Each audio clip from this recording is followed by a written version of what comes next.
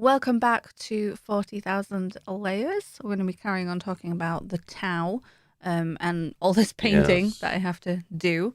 All of this painting. There's a lot to do, unfortunately. So, Yeah. yeah, all that stupid white paint. Um, Not that I'm angry or anything, it's fine. No. So, we were going to move on to Commander Foresight. And the Foresight, the Eight. The Eight being the governing body of the Foresight Enclave. Mm-hmm. So, Commander Foresight is also known as Chasseur Viola Chauvin Kais Montir. So, a bit of a full name then.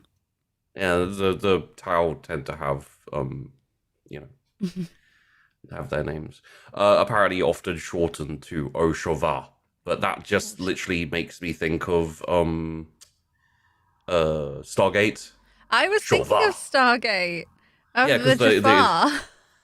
Chauvin, Jafar Cree. Yeah. Um, Well, now we're on the same wavelength. yeah, I've just got to try not to veer into talking about Stargate because it's. Oh man, it's been a while since I've watched it though.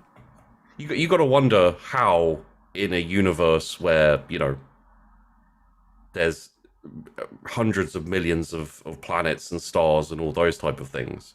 They always manage to land on a planet that looks like it's just outside their recording studio.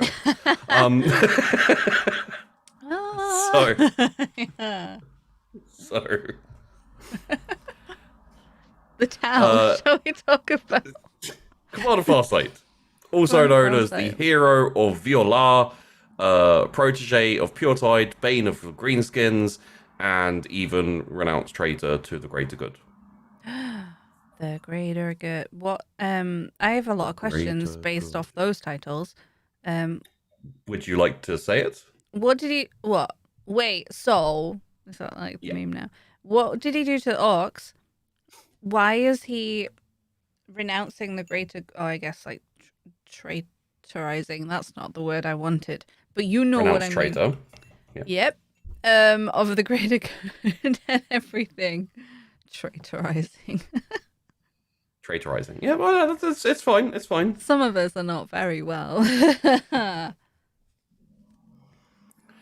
So, Commander Foresight is one of the. I mean, even before he was the traitor, renounced traitor, blah blah blah. He was a warrior of decent renown because he was a protege to another commander called Puretide. Right. So he essentially, Foresight essentially went on. We were talking about the claiming of space when they oh god, what the hell is it called? This is what happens when I don't have the notes for those things in front of me. Expansions. Yeah. When they had those multiple expansions and they like claimed space from the Imperium and from other people. He led one of those. And he actually went further than most. What a champ. However, when he got that far, all the way out there, he kind of established his own enclave as opposed to being under the ethereals and all of that type of thing. That's a bit naughty. Yeah, they weren't, and he's Firecast, I believe. Wait, I need to double check that because. For fuck's sake! Yeah. Sorry. So he was a Firecast Tau. So obviously you remember they're like very warlike. They're the kind of warrior ranks. Yeah. And they like their battle suits and their fighting and all that. He started Septs. That's what they're called, the Septs, where the like organization of planets. Right. Um, so he started as a firecast. Obviously, he started as a regular rank and file warrior in the Tau army, I guess you'd say. Mm-hmm. Um, all the firecast people are fairly dedicated. I mean, I think you could probably compare them to samurai in some ways. Right. Okay. And even though like all of the firecast are pretty talented, warriors, all that kind of thing, he kind of stood out a bit more. Main character energy. Yeah, some serious protagonist shit going on here. He's got a proper name rather than the armies.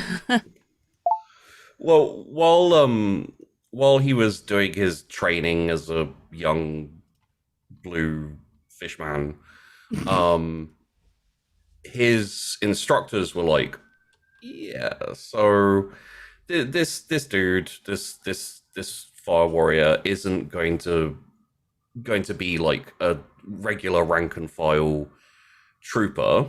Mm-hmm. And they kind of they tested him a bit and sent him out to basically like show what he could do. And he actually impressed them so much that they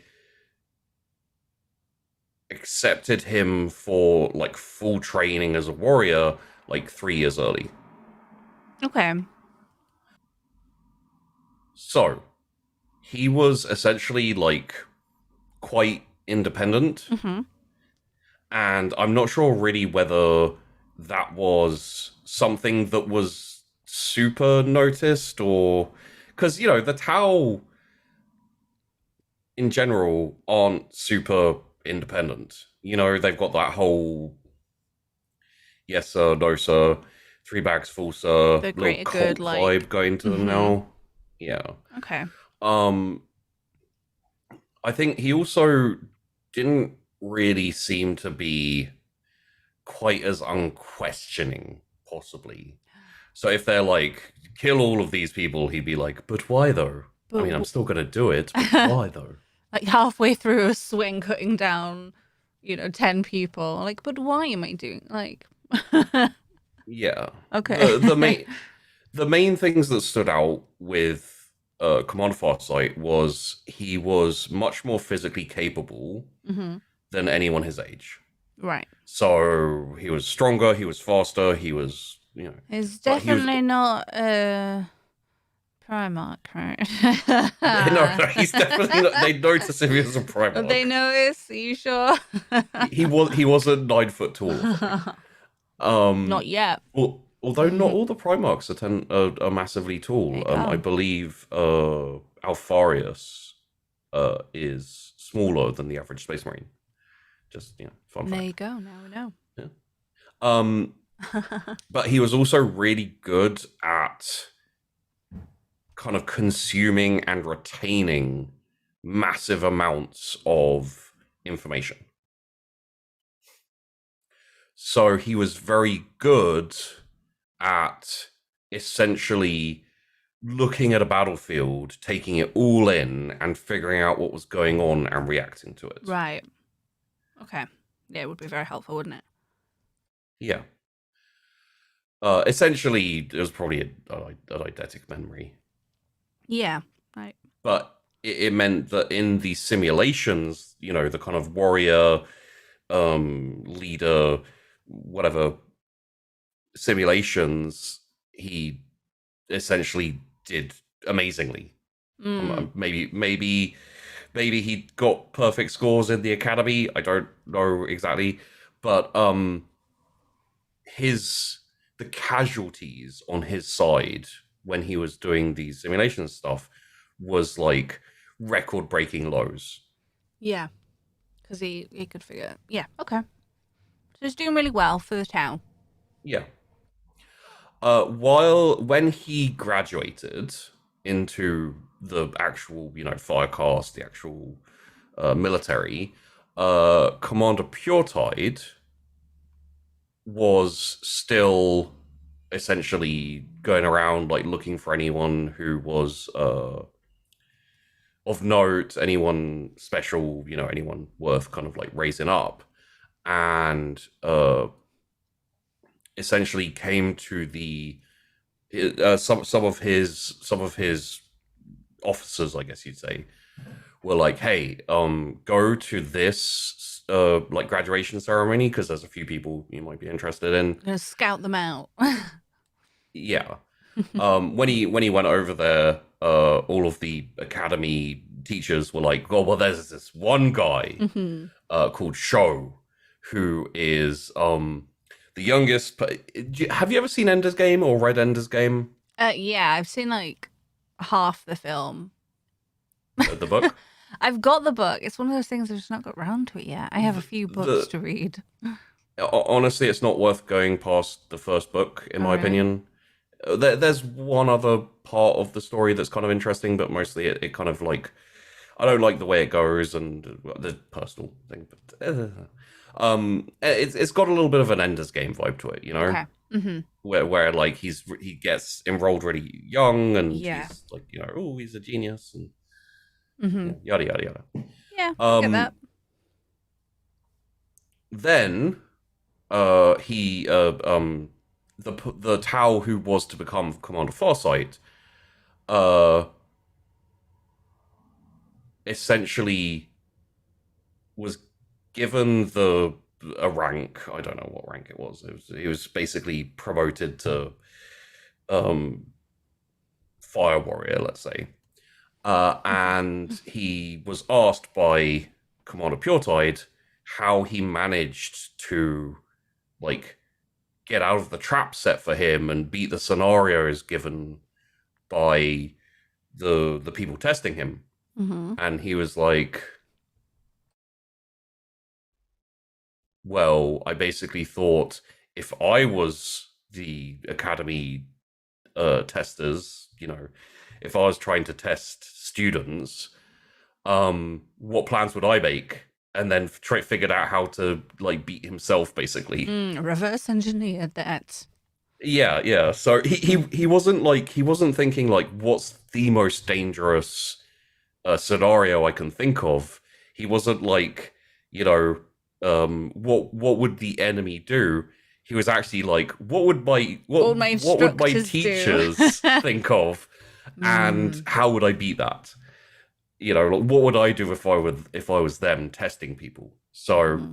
that's got a little bit of a kind of like raised eyebrow. I don't know if Tile have eyebrows. Maybe I should know that, but it, for the sake of argument, it raised some eyebrows. Yeah. Um, and then a little bit later, Commander Farsight to be and his fellow initiates, the new soldiers, Hmm. were sent to a war zone.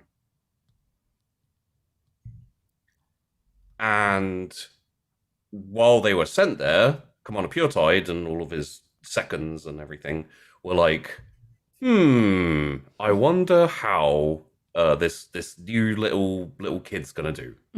Although obviously he wasn't a kid, but But he might have been.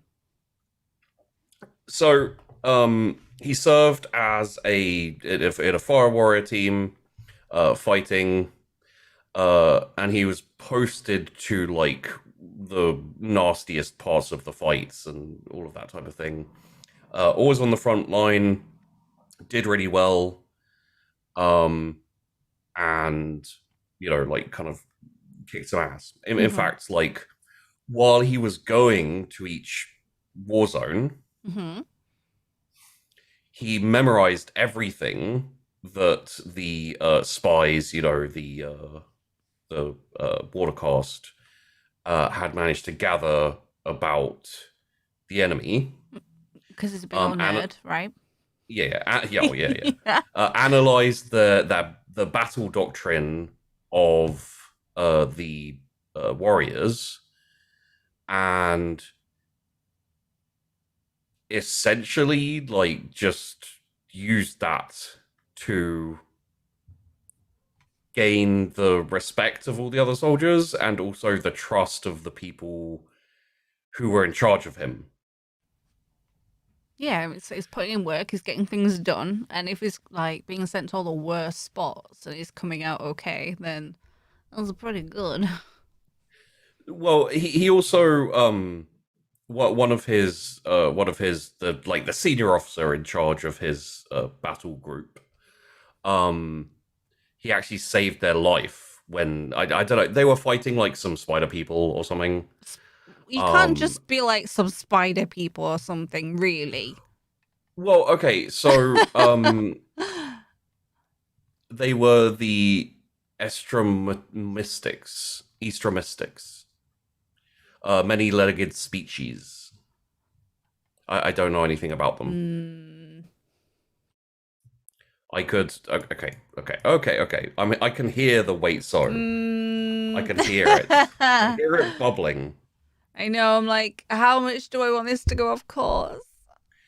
So, the Arakan are an alien species.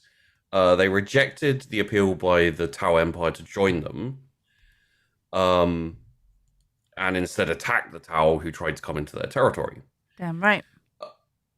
After that, there was a multi-year conflict known as the Veil War, and the Tau and the Arakan fought for control of the Western Veil.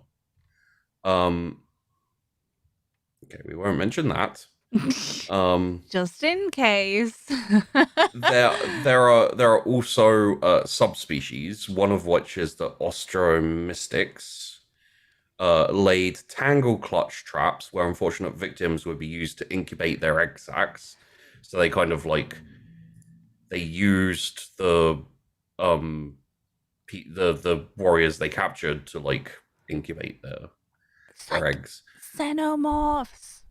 There's also the grandfathers, which were giant spiders, and then the skitterlings, which were small ones that kind of like could climb inside the battle suits of the Tau and like, eat the pilots.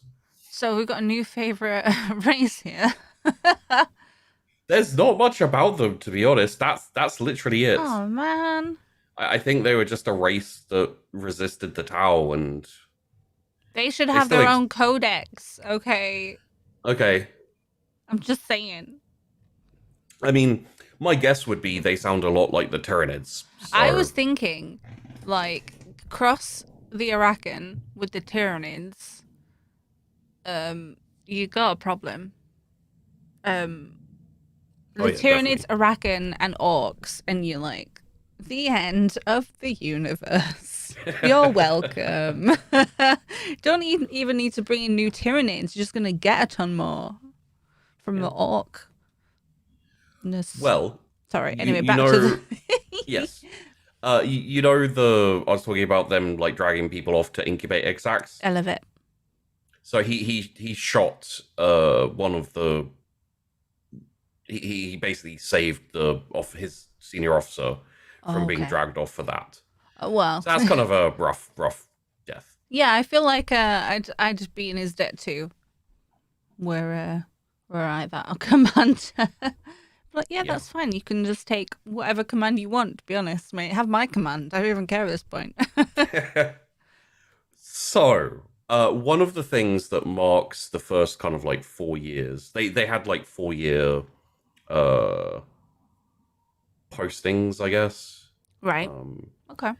And one of the things that marked Commander Farsight's first 4 years as a soldier in the army was that a lot of the battle plans that the unit had were suggestions coming from Commander Farsight, or the Tau Fire Warrior who was to become Commander Farsight. And seeing like the good ideas and the strong soldier that this Tau was, his commander was like, let's give him the trial by fire. Literally, trial by... So I'm not 100% sure what the trial by fire is. Oh, so it's okay because it's explained here. Huzzah! So the trial by fire is essentially a mix of promotion test and coming of age warrior thing. You're essentially put into a live fire dome of combat with like all of these bizarre monsters and creatures and stuff. It's kind of like, you know what? It's kind of a little bit like Fortnite. I was thinking of the Gladiator like arenas, but it's a big old how I'm envisioning it is like a snow globe, but it's made out of fire. And then inside that, yeah, like Fortnite or PUBG or something, there's all the different monsters or Xenos. And if you beat them all, you win? Yeah. The end? It's kind of rough, though. Yeah. Okay, yeah. I do think it's a big old snow globe, though. Of fire. So, one of the things about the trial by fire was essentially he was tested, but some of the testers were people who had tutored him. Who have, kind of been beaten by him before. Right. So it was essentially imagine like all the Tyrannid chaos, all the demon like fuckery, all those horrific things. That's the type of thing they were thrown in with. Yeah. And as pretty much everyone was getting destroyed and so is there multiple of them that go in at the same time? I'm getting like yes, yeah. It's not one per snow globe, it's like a group to be tested. Essentially they were put into situations where there's no surviving. So a lot of the tower would run, like they'd have like a big tentacle monster bearing down on them, and they just run and hide, and like not all of them would fight. Right. And Commander Farsight, when it came to the point that he had no other option, he essentially jumped straight at it and died. Right. However, I mean, it was a simulation. Right. They didn't know it was a simulation, but it was a simulation. And they told him that those in his team who had died in the trials had passed. And but that they were... What if they were just shit and died? Well, they were being, Well, and also... because it's a simulation, it's like, oh, there's a big tentacle monster chasing after you, and you run away, and it's like, oh, it's not quite quick enough to catch you. Oh no. Oh, no. Okay. All right. Essentially, the test there was to see, how much they believe in the greater good, and how much they would. Okay. Would they die for? Because you don't want to keep promoting people who are going to be like, actually not super interested in the greater good. Like it, I like it, but not going to die for it. Yeah, it's not really. I've got a shuffleboard next week, and I'll pass on that one. Thanks. The bridge club would miss me, so. Oh. I've got bowls. There you go. So he passed, and he gained a new rank. He did also ask what happened to the people who didn't pass the trial. Mm-hmm. No one told him anything. Great. And he was like, hey, now, in his own head, he was like, "Hey, now that's a bit fucky," but also he's alive. He literally just came back from the dead, in his head. And he'd been promoted, and he had something that not many get, which is with the promotion comes the right to pilot a Tau battlesuit. Yay! And this is where things go Gundam. Are they the ones that are quite giant suits? So they're combat exoskeletons. They're not giant. Mm-hmm. I mean, they can be quite large. Because obviously I've seen some minis, and then I've seen some like not quite so minis. And I'm just wondering if it's some more the like little exoskeleton suit like you would normally have, or transformer size. So you kind of start off with like a regular Tau in like armor. Mm-hmm. And then you go up a little bit, you got like a stealth suit, it's a bit bigger. Then you've got like battle suits, and the battle suits will start being kind of like 10 foot or so, like a dreadnought size type thing. But they can go up even higher, to like a good like my head, 6 foot here. My head would go to the knee of the dreadnought. Okay, or the battle suit, I guess. I think those are the nice expensive ones. Those are the nice big ones. So now that he has the right to pilot a battle suit, got pushed back into the Western Veil to fight the enemies of the Tau, and he joined the kind of battle suit brothers, I guess. I don't know what they're called. He joined the ranks of Tau fire warriors fighting in battle suits. Right. The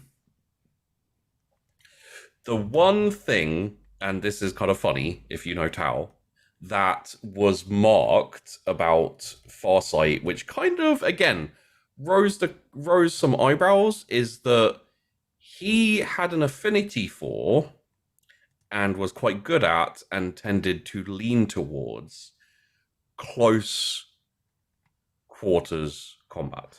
But that's ridiculous because the Tau are terrible in close quarters. Yeah. They do the pew pew pew.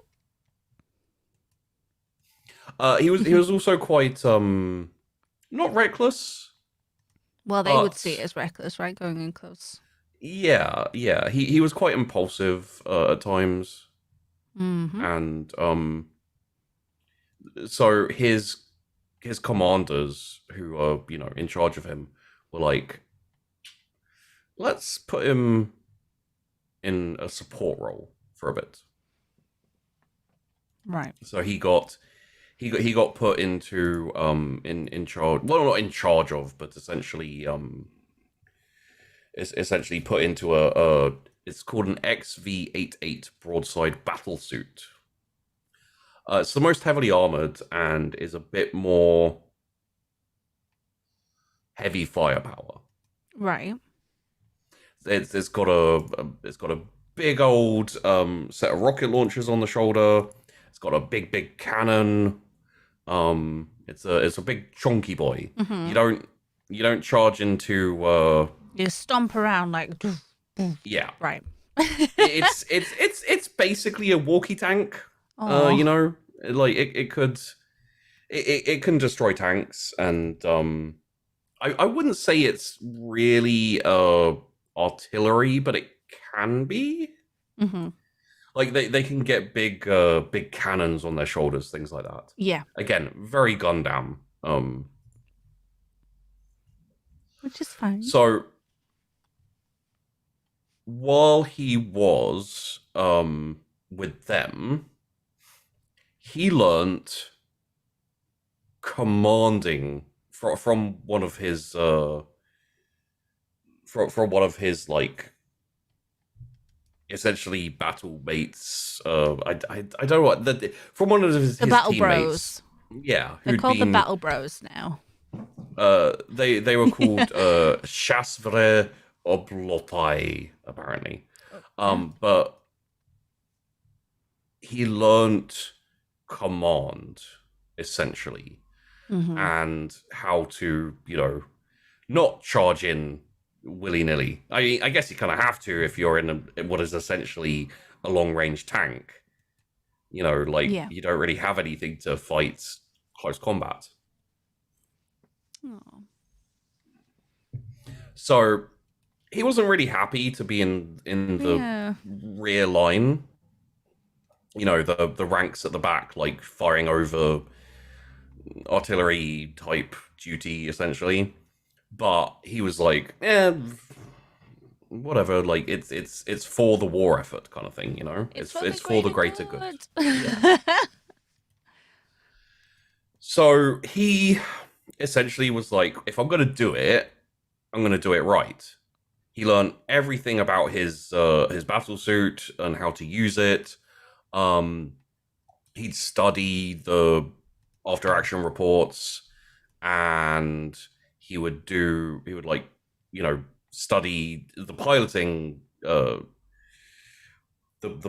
details and all that type of stuff. Mm-hmm. And within like a month or so, I think, he was more accurate than the person who was teaching him.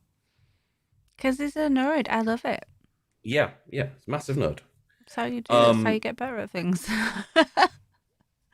so he learned, and once everyone in the support team, I guess, were good, they were sent back to go to the front line, inverted commas. Mm-hmm. um when they got there, they basically just destroyed all of these spider egg people. He picked up a new title, the Young Executioner, Oh, and that's sad. well, The yeah. spider people just want to live. I mean, do they? It's And like, probably, I don't know. We don't know because they killed them. well, they're still about. The Iraqans still exist, so I'm going to they're help the Arakan. That's what I'm going okay. to Okay, do. sure. So he didn't really enjoy being in the rear. Yeah. Also, Um, he didn't. The main thing he didn't like, I think, was being at the back, basically. Like doing his job. He was doing his job, but he'd have to see the less equipped, less kind of the less well equipped, the less well armored fire warriors like go into battle while he's like standing back and being like pew pew pew pew pew, decked out, and he's like not allowed to engage. Get you. yes. However, and just FYI, like no one really noticed that he was having a hard time with it, aside from the one who taught him how to use the big chonky battle suit. Mm-hmm. But he did such a good job regardless. He was given the XV8 Crisis battlesuit. It's a nice battlesuit. It's essentially it's got some ranged weaponry. I feel like when you say the battle suits, I should go ooh, so I know what it is. Yeah, no, like this is the thing, is I don't know the Tau that well either. I don't really know too well what the XV8 Crisis battlesuit is. I'm assuming it's from what I can see, it seems to be a lot more of a kind of standard fire warrior, mix of lasery pew pews, but it's also a lot faster. Yeah, it looks like more humanoid size if I'm judging by the minis and the drones that they have. Yeah. Yeah, you can go and scrap in those. it's like the perfect all-round battle suit, I Mm-hmm. think. The armor is enough to be similar to like a Space Marine armor, Yeah. except for it weighs less, so it's very agile, maneuverable. You've got a jetpack. Anti-gravity technology also helps, obviously. Mm-hmm. Something that the Imperium's actually been messing with in the more recent days, which people don't entirely like, Everyone's mad especially about the that. Eldar. The Eldar fans are very upset that now the Imperium is getting anti-grav technology. Yeah, I mean, like their Because factions it were that was their thing, right? yeah, the Eldar had advanced technology, and now the Imperium are getting it, and the Eldar fans are like, well, shit. No, What do you're we not have allowed left? that. Like, we want something nice. That's cheating. Brr. Um, so he uh he learned reasonably quickly, Yeah, I mean, and he's read the user manual. yeah, Like, oh yeah, he studied that like a silly nerd. Um, being effective at your job. What a joke. however, the kind of the end, I guess, of the Veil War as they started, kind of, it was more desperate and it was more, kind of, you know what it's like when one side's losing and they just get a bit Mm, like desperate murdery. So yeah. there are a lot of bloody battles and a lot of death. And not fun for the show who's going to become Commander Foresight. He lost a decent amount of his left leg when a swarm of skitterlings got into his arm, into his battle suit. Ate it. A lot of his fellow soldiers who he fought side by side with just got absolutely destroyed by the big grandfather ones who are Mm-hmm. like big dreadnoughty walker spiders. Um, at the same time, he uh, became his exploits, his battle prowess was such that he got noted repeatedly and eventually was promoted again. What kind of Um, what kind of time frame is this? Is he just climbing this through I quite quickly, or is it? no this is a good like this is a good like 6-8 years, I think, all Mm, told, from when he gets actually sent to the front line. And yeah. Okay. yeah. um However, after he started essentially being directly under the commander, it's Commander Dawnstone, I believe, and then like he lost part of his leg, but he's still fighting. They can deal with that kind of shit. um he actually managed during the kind of last days of the yeah during the last days of the war, I guess we'll say, he figured out the maze patterns of the Arakan, like where their nests were and where Right. so he and Commander Dawnstone and some of the like elites who were with Commander Dawnstone basically launched a lightning strike attack on them, where they went through like the maze, like there's a assault, and they went through and they managed to kill the leader, basically. And this is the thing that I wasn't going to say anyway. He assassinated the leadership of the Arakan. Because it's mean. Yeah. Okay, he did Well, that. Like I he don't. was. Yeah, when I was reading about the Arakan, it mentioned that, and I was like, I won't mention that quite yet because that's Mm, not where we are in his story.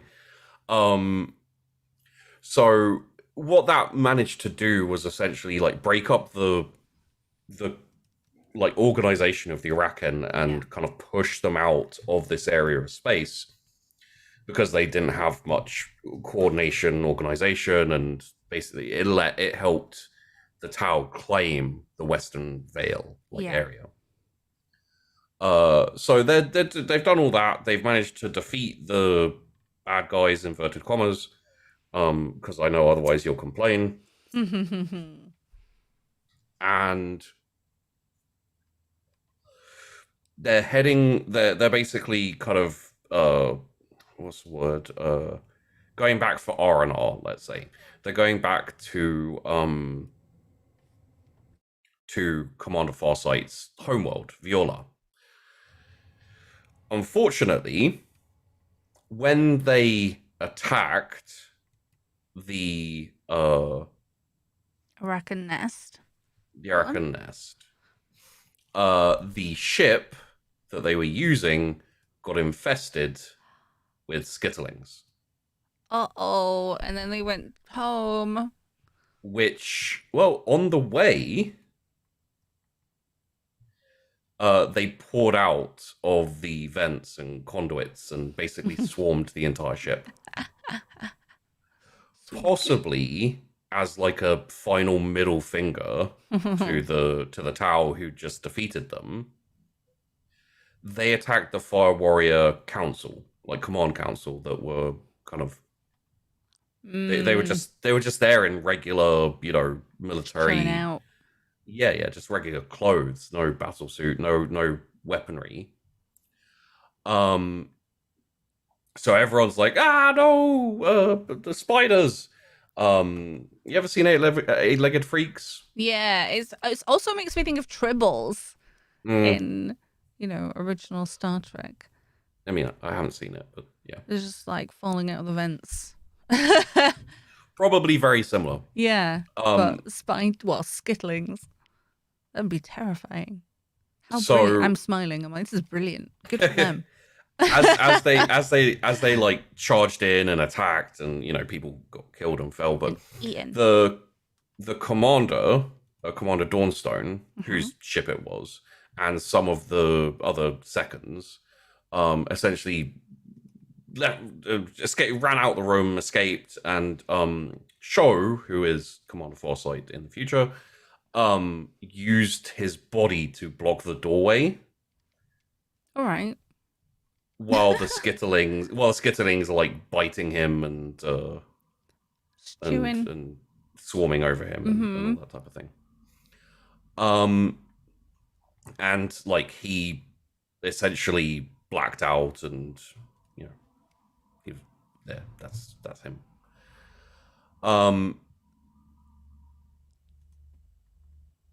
And he died again. Both said at the same time. Okay. He then woke up in a med bay. Yeah. On the flagship that had been infested. And Commander Dawnstone was with him, like on his bedside, and said, "Congratulations, you passed another trial by fire. The whole event was actually a simulation. Oh. You're a good bodyguard. Well done. Even without your battle suit, you protected me, and So with that simulation, he was promoted to commander in training. So essentially, they're looking to bring him up to being like a general, like a full-on battle commander. And he had been doing and like did so well in the simulation where he just essentially sacrificed himself again. Yeah. That one of the most famous Tau commanders, who's still alive, would train him to become a commander and to become a better warrior. Yeah, and then that's a pretty big deal. Yeah. And that was Commander Puretide. Okay. So, Commander Foresight to be was taken to a planet, peak of a mountain, where Pure Tide teaches their students. Mm-hmm. Even just getting up the mountainside, like there's no. It's basically a giant fucking mountain, and they go, Pure Tide's up there. Bye. See you later. He killed a snow lynx. You like set up some pulleys and things that let him like go straight up the mountain. Took him, ages. Mm-hmm. When he got there were a couple of fellow tutees. Yeah. And Commander Puretide just kind of sitting there being like, oh. One of the students was called Shasera, and another one was known as Kais. Sarah and Kais. Okay. Yes. They essentially became a mix of rivals and like siblings. Yeah.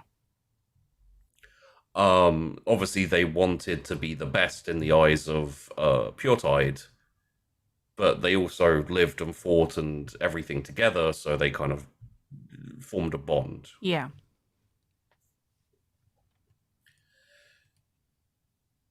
What Commander Farsight really liked was the Montcar or killing blow strategies that we used in Tau tactics. That's the one where essentially you figure out where the enemy weakness is, and you just charge in and you smash it apart. Right.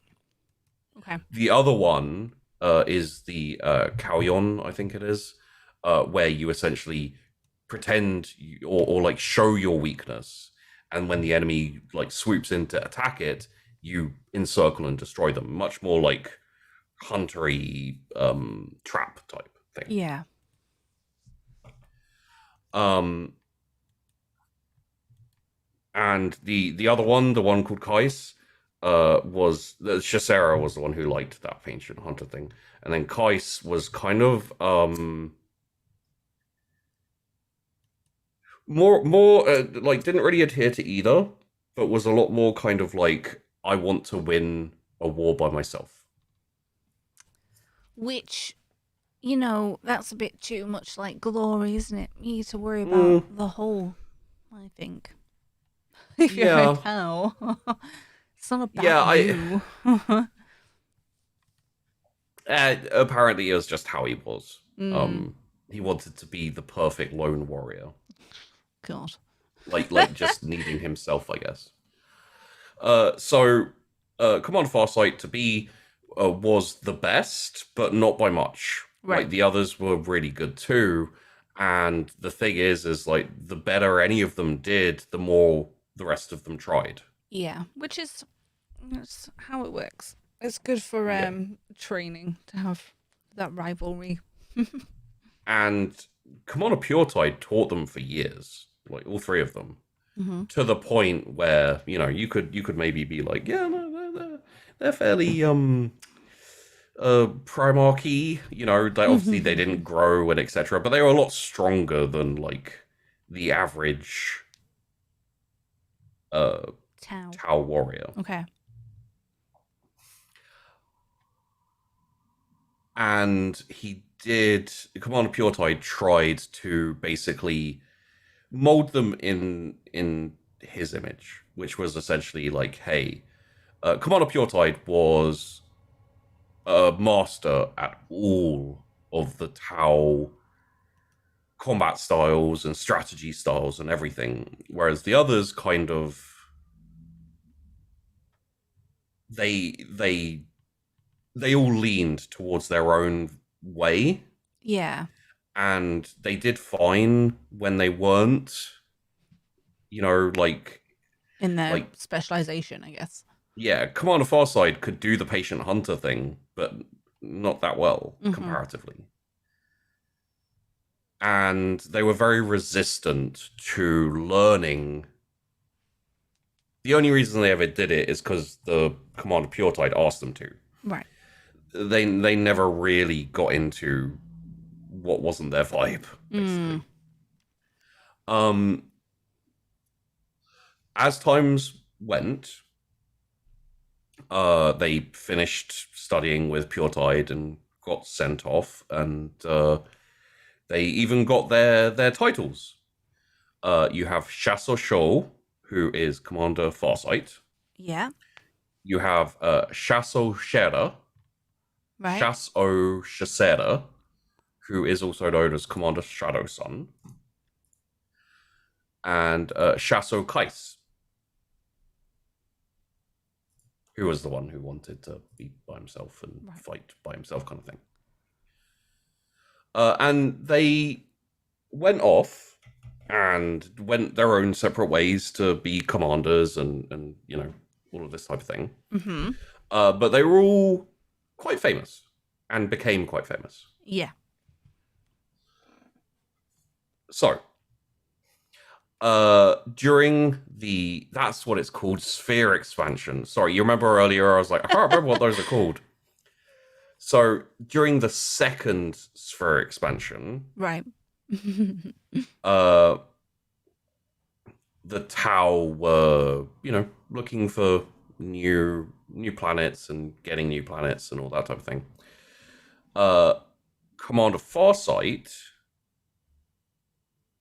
was in charge of essentially an area around which there are like a few planets and a few the Earth cast were the scientists and engineers were trying to like terraform a few planets and you know, get them up to code up or to something. scratch. Yeah, one of the planets that they were working on was called Arkunasha. Okay. Which was not very habitable, but had some interesting structures, essentially. Right. They wanted it. They wanted to have a look. Yeah, it seemed like there were possibly a civilization that had been either destroyed or died out or something. And there were some like artificial cities. Okay. They weren't really sure what had caused everything to happen. You know, like the planet was kind of messy and not really habitable. And how's it got to the point where there's no civilization left? And doing some. So they were like, "The fuck is this? The fuck happened here? Like literally the entire planet's dead. All of these all of these like amazing civilization cities, big cities, like almost as big as a mountain, have been like destroyed and dusted and fucking fucked up. Like, what the fuck happened here? Can you guess what it was? I want to say the Tyranids. No. Because they eat a lot of. They do. Stuff. They do. Yeah. Was it? No, this was the aftermath of an exterminatus. Oh. So they just see the abilities of the Imperium of mankind. Oh. It's always good to remember that the Imperium aren't nice people either. No, yeah. But like, had the Tower had much interaction with the Imperium up to this point? I don't believe so. No. And okay, so it's their first like, whoever did this is a scumbag. who yeah, it's do this? Oh, the human. Oh, wait. One thing I've always wanted to do is I've always wanted to make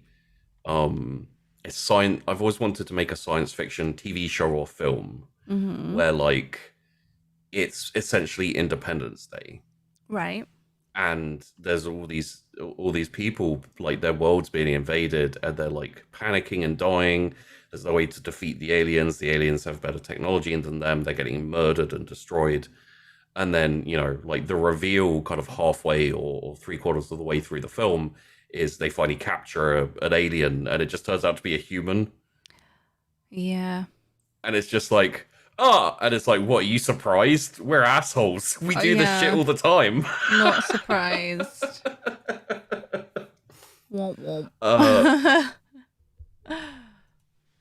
However, he didn't have time to worry about that too much because something else happened in the vicinity of the planet randomly with no reason, just because why not? And can you guess what that might be? Someone showed up. Yes. Well, a lot of someone's. I mean, from his titles, a lot of green. You said, yeah, Slayer of the Greenskins or something, right? So I'm thinking orcs. No. So yes. a war appeared. Specifically, War Doc. Right. There was a storm that happened. Like they were like, the fuck is happening? Like, there's all of these weird things happening in the sky. There's there's energy signatures all over the place. Like, oh, holy shit, they're all coming straight towards the planet. Like, what the hell is this? What is and then a couple of weeks later, the orcs had landed in massive asteroids. Yeah, I was gonna say smashed into the planet. So I was gonna say, did the orcs just drop down and turn in like they were their own little meteors? But if they were in an asteroid, well, no, that's what they do, isn't it? They just jump in an asteroid, fire it at a planet, and land, and then they're like, "Yay, fortress!" and also invasion. The one thing that saved the Tau in this instance, or the planet for the Tau in this instance, is the orcs don't really do good battle plans. They don't do planning. Yeah, plans I mean, losers. Gazgol does do planning sometimes. Yeah. Remember when they invaded Armageddon the second time, and he just landed the fucking asteroid on the hive that pissed him off, that where Yarrick was from. Yeah. So that's a plan. A multi-step plan, is it? So the Earthcast's defenses that they set up for the planet were actually really great. The aim they had would be to essentially depressurize, if not destroy, a ship. So if a ship's like coming at a planet, like going into orbit so that they invade or something, then you just shoot a hole through it, and they've got a hole. Like all that space gets into the ship. That's all you need. For ships. Yeah. Unless it's an asteroid, which is already porous, and like there's areas of it with no atmosphere, and orcs don't need atmosphere anyway. Yep. So the giant rail cannons literally did nothing to the asteroids as they headed towards the planet. They're just spreading the orcs further across the planet, to be honest. Pretty much. Spores everywhere. And in fact, the method of orc invasion got a name. The Tau gave it a name, which was Gorokar, which means death hail. Oh, yeah. Essentially, anywhere that the asteroids hit and landed, the warriors and defense teams were sent out to. But the problem about going to a place where the orcs have just landed is orcs come out. Yeah, there's orcs there. And it's not like the Tau where they're like, oh, a squad landed. You know, no, it's a fucking wave of goddamn orcs, just like ants flying out of an anthill when you like walk on it accidentally. We've Um, arrived. so by the time that I mean, currently his name was Commander Show, but we'll just call him Commander Farsight from now on because he is a commander. Yeah. By the time that Commander Farsight got there, the planet had almost been overrun. Right. The only ones holding out were essentially the fastest because they could fly around the desert and just like hit and run at most. Do their best and just stay out of the way. Yeah. There were some civilians still in the biodomes that you know around the planet. Most of the things connecting the biodomes had been destroyed by the orcs because they were like, "What's this? Oh yeah, okay, let's have it." But they hadn't managed to get into the biodomes yet. Right. Luckily.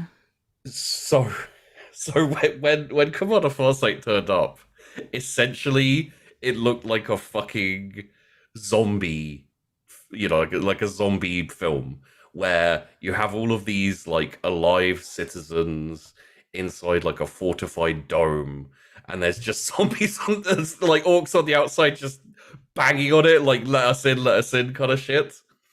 Trying to figure out how to break into the domes so they could get the nice, tasty, well, I'd say humans, but Tau. Their skin is blue. Well, and they got to check out the orcs, I guess.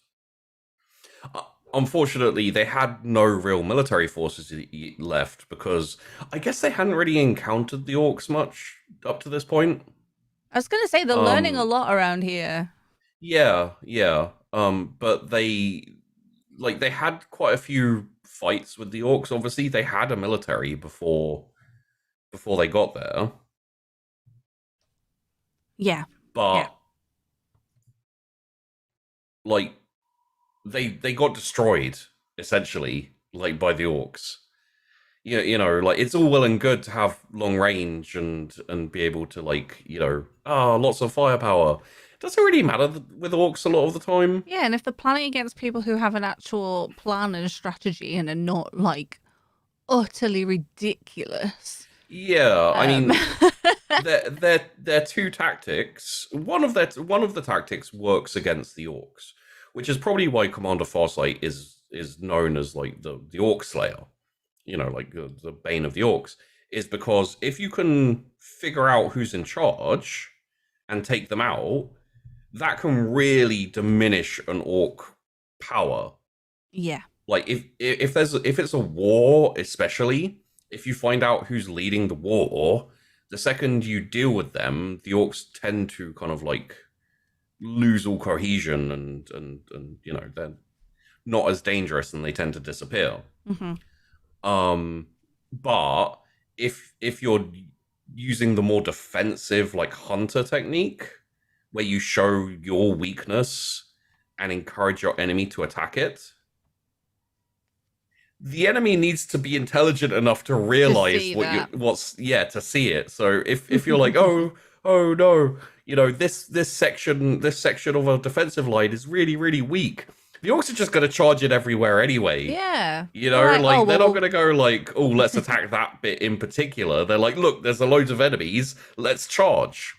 Plus, they know orcs. They like a good fight. So they'd probably go to the bits where it's the most thick fighting, right? Yeah. Where they're like, oh, the strongest over here. Let's go there. So all of the biodomes and everything were essentially cut off, running out of resources, not really any military. And then Commander Farsight got there, made it to the surface, like without really being, you know, there was no kind of like, whoa, kill. They landed on the planet. They're invading the planet. They're having a good time. They don't really care if anyone else turns up. It's just more people to fight. Yeah. Commander Farsight was briefed by the Tau in the biodomes on what they'd seen and what they'd experienced. Mm-hmm. The like drone network they had kind of like satellites. Yeah. Over kind of going over the things. Could keep up with the dust storms to help avoid those, because obviously, you know, it's a shitty world where everything sucks.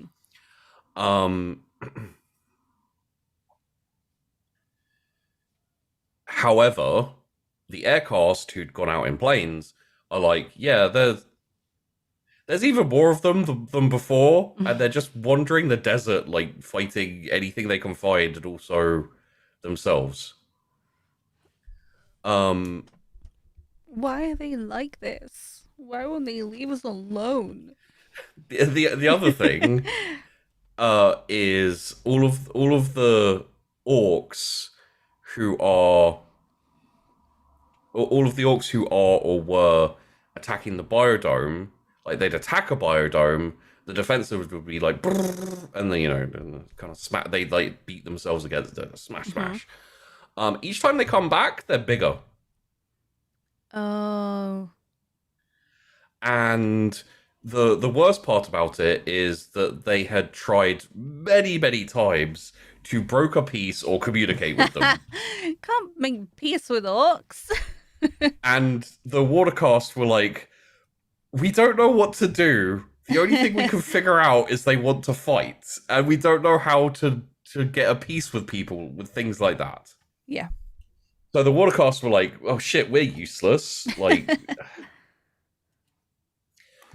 and if only we had a specific cast that liked fighting and were trained for it. Yeah, so while Commander Farsight was essentially going over all this information and trying to figure out, you know, battle plans and those type of things, is he was like, I kind of vibe with that. Yeah. So he turned his mind to understanding the psyche of orcs. Oh dear. And on reflecting and kind of understanding how orcs think and work, he took the first steps to essentially turning the tide. Right. The green tide. The green tide. So, up until this point, the Tau had fought loads of different alien civilizations and won. The thing is the Tau were always the invaders, and the warriors always had better technology and better numbers and better everything. Yeah. This time, the Tau were essentially outnumbered, outgunned in terms of like raw firepower. Yeah. Technology, like the orcs' technology, isn't better than the Tau. No, there's just so much of them. There's just so many of them, and like the Tau aren't used to beings who are quite so fearless collectively. Yeah, like the thing that is great, and it's not always true. Like, there are times when the orcs will literally run in fear. Usually that's when the humans start up a grand crusade. And they're just like, there's no fun in being bombarded from space. It's terribly boring. So there are times when the orcs, but anytime the orcs land on a planet and people put up a good fight, they really don't give much of a shit. That just encourages them. Let's go. You know, like when you see a tweet on Twitter and you just look at it and you're like, if I reply to this and call them a stupid asshole, that's just going to encourage them. It's the same with orcs, you know, they turn up, you fight them a little bit, they just get more excited and fight more. You know, you got nothing there. So in a lot of the simulations in training that Commander Firesight had done, they always had simulations where they were outnumbered. Yeah. There were, you know, and sometimes it was more like it was up to like 10 times the number of their friendly forces they had. Yeah. However, there's like billions of orcs on the planet at this point. It's slightly more than 10 times here. So, to give you an idea, the force that Commander Farsight brought with him to fight to like help against the invasion was about 400 to 1. Right. Ish. Good. So Commander Farsight, he's trained with like 10 to 1 odds. He's now fighting at 400 to 1. 400 to 1. Yeah, that's gonna go swell. And when the Aircast's Recon reports came back to Commander Farsight, he was like, "Okay, cool." So what he said was, instead of fighting with our fists, we fight with our brains. Wow. And when someone asked what he meant, he took an ornamental sword off the wall, stabbed it through the arm of the command throne before snapping the blade in half. Which was a metaphor that was to become famous amongst the Firecast. Which led to the Way of the Broken Sword. Wow. God. They're just so, aren't they? Yeah. I mean, like, you know, I know you like orcs, so you're probably, and like the tower kind of pretentious. Yeah. Yeah, like, it's not the word I was thinking of, but that encapsulates it. Yeah. Like, it's impressive, their technology and all of that kind of shit, but it's a bit like the Eldar. You're like, yeah, it is. Get over yourselves. People are just like so like good. Whereas the orcs just looking to have some fun. They're just having a great time. Like, you know, so they murder a few thousand Tau. Yeah. Who cares? Only one time. Not the Tau. Like, one time a day, I guess.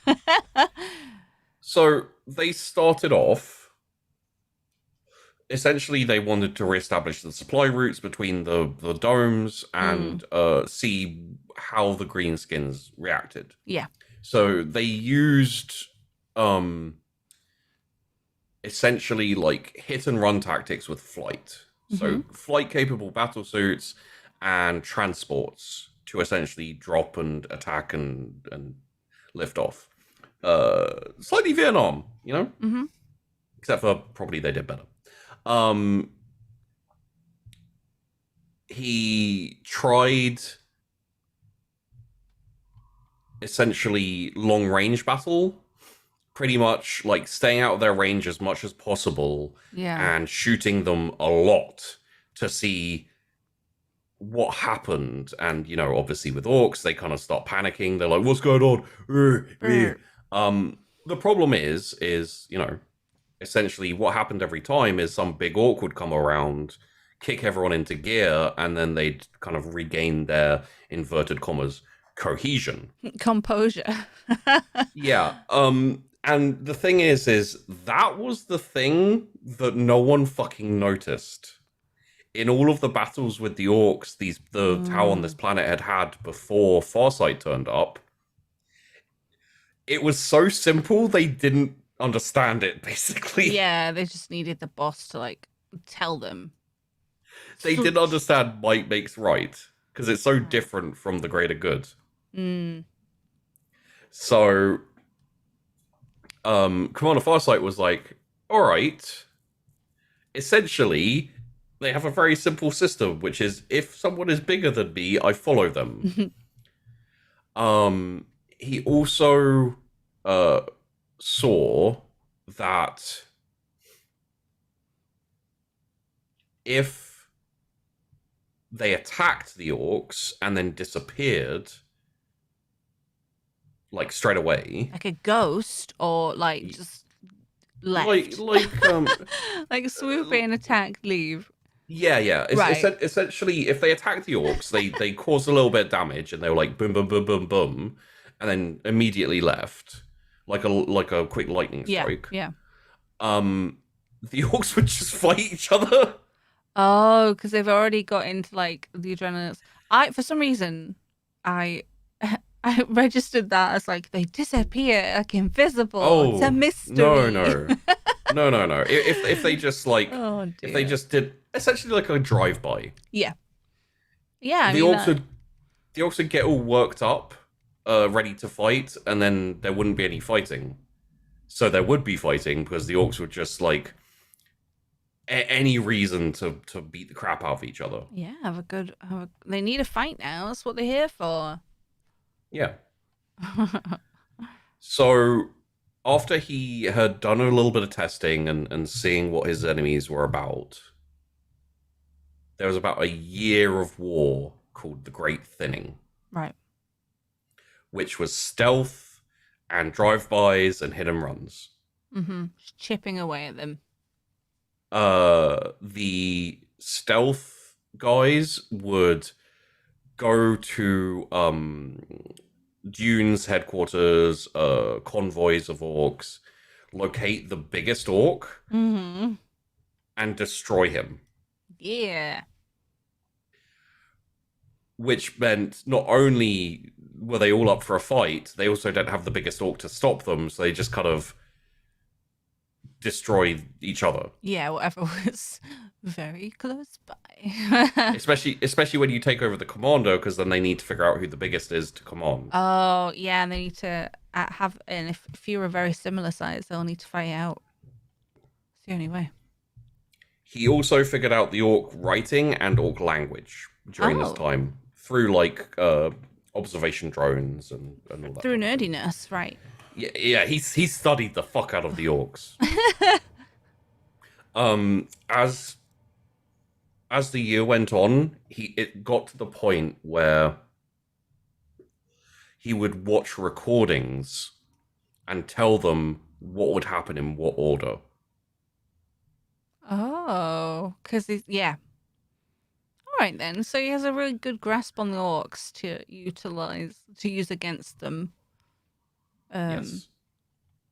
But because of how easily and how ahead of time he was predicting what was happening, they started to call him Shova, which means farsighted. Okay. Yeah. That's where that's from. Yeah. Which makes sense. So, he's just prepared. Okay. Yeah. Oh yeah, absolutely. Why are you defending Commander Farsight suddenly? I mean, he's kind of cool. I'm hoping he's gonna turn evil. I'm not gonna lie. Okay. A little bit. He's gonna have the foresight and farsight to see what needs to happen with the greater good. Okay. So the knowledge they got from him being able to understand the language, the psyche, the writing, became part of the military understanding of his troops. Yeah. They would be able to prioritize their fire based on the glyphs, like some of them would say boss or mech or doc. Essentially hitting the most important places first. You know, where the boss was, where the mech boy was, where the doc is. Yeah. Taking out the important orc leaders before attacking. Yeah. They recorded during fights and during with their drones, like observation drones, challenges and insults that they were using against each other. Uh-huh. To see if it... And Aw. would like during times when the orcs are having a fight, they'd have like a hidden drone that would go like, "Oh, you right bastard," or whatever. Which would cause minor wars between the orcs, the different orc like clans and tribes roaming the deserts. Essentially, by the time a year had passed during the Great Thinning, the orcs were fighting themselves almost more than they were fighting like Yeah. the orcs were mostly ignoring the Tau in their biodomes. Like they stopped trying to get in. The Tau forces had been able to get supply chains going to all the biodomes, and essentially managed to get the rest of the planet's firecast, the troops, free from the biodomes and gather them all together. It's a good way to work, though. Mm. It's a really good tactic against the orcs, to be honest. Like, they always like fighting themselves. They do. So after the year had gone through, they're like, they start being like, "Well done, everyone. We've really got through the crisis. Although most of the orcs are still alive. Like, there's a shit ton of orcs all over the fucking planet. That's what orcs are like."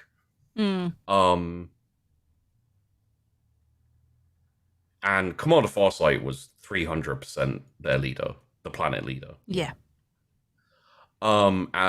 Fortunately for them, probably, he was like, "Yeah, no, this is nothing." Like the orc host was nothing, or that he was just like blasé, like I'm so good. Like no, he was like, "What we have done so far is nothing. We've got so much more fight to go." Right. There were tribes that they hadn't been able to fuck over, particularly. Some of them had been looting, like orcs do. They kind of scavenge and cannibalize everything. So the guns and armor of Tau, skimmers, like if they manage to knock down a skimmer, they might have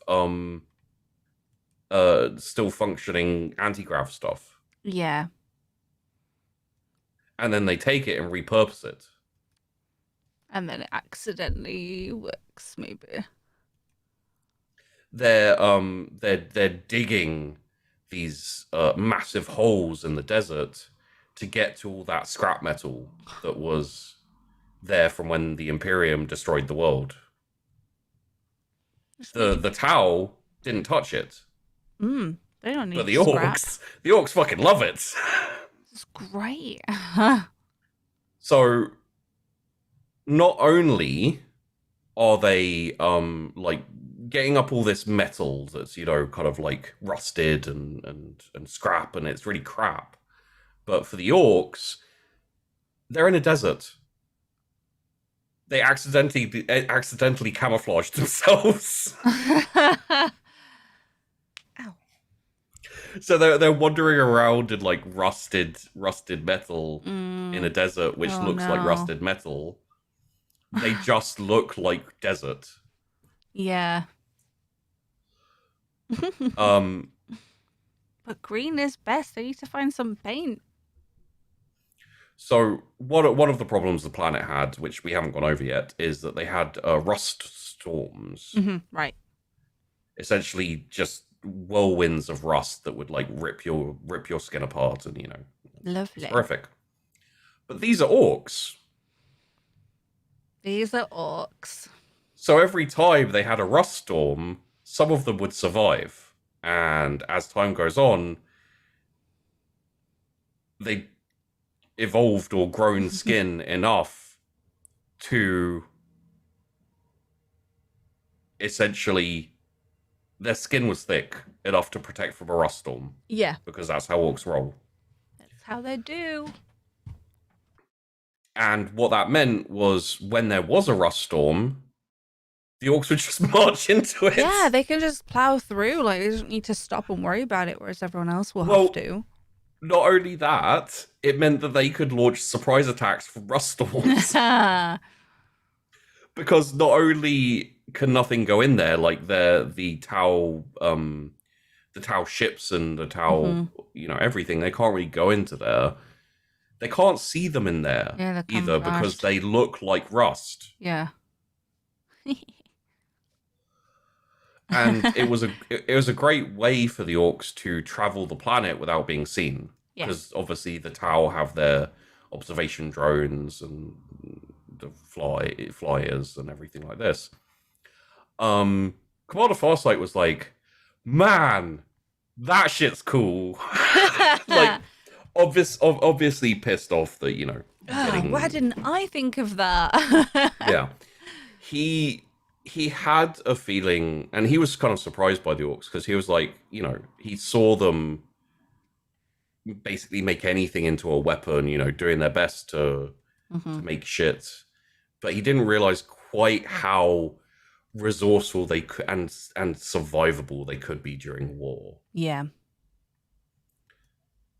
Underestimated them. You remember the year of the thinning, the Great Thinning? Yeah. Like that did work, but over the next, like, it's not really said how long it is, but it's probably like the next year or so. The next while. They were like, holy shit, there's more orcs than when we started. Mm-hmm. Oh dear. So the next thing they had to figure out was why the orcs were growing so much, and they had to focus on orc reproduction. Which, is possibly in the entirety of the war, that's the bravest thing they had to do. Let's figure this out, team. One of the Earthcast, who was part of Farsight's cadre, let's say, was called Ovessa, thought that the orcs had a fungal component to their genetics. What, smarty pants? And observed the spores that they were shedding. Essentially, what he thought was every morning the rust dunes, all this rust desert stuff, would be covered with a film of like dew. Yeah. And would then collapse to reveal immature rust orcs, essentially.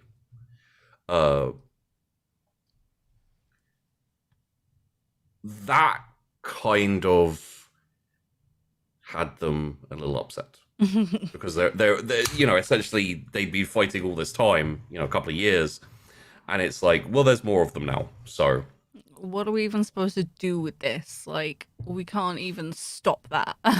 Yeah. And the ethereals who were there, like, helping and commanding, were like, yeah, we're not bringing anyone else here. Yeah. Like, you guys are gonna have to deal with this yourself. So Farsight was like, all right, fuck assassination.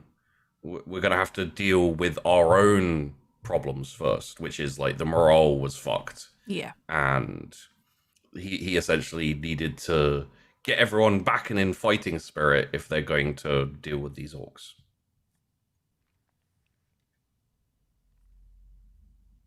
So we are just under halfway, I'd say.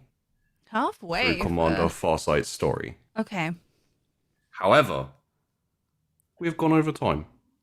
And next week, well, sorry, not next week, next month, we're going to be talking about the Tyranids. Yeah. So why don't we throw this up on the Patreon goals? And essentially what we'll do is once we hit a next goal, let's say $150, $200, something like that, we'll record and release for everyone for free viewing the continuation. And if that doesn't hit by a certain time, then we'll just do it ourselves. Why not? Blah blah.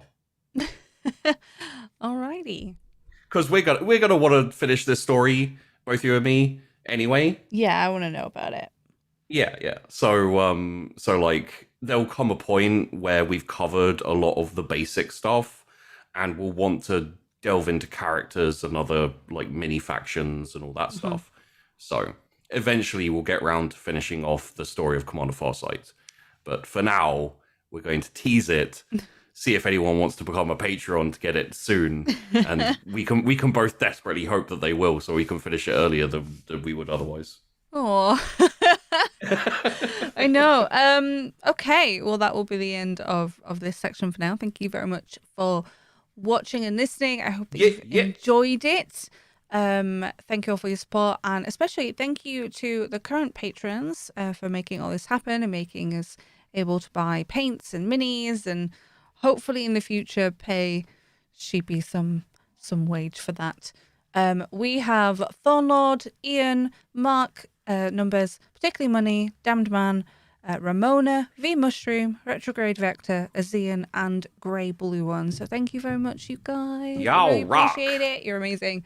And as Sheepy said, next time we will be on with the Tyranids. If you want to check out the Patreon goals, how far are we away from the next Space Marine? We are currently on $61 a month from our lovely patrons. So if we hit 75, that is the next release. All right. So it's also going to mean we're going to need to record another one because we will have worked through our backlog.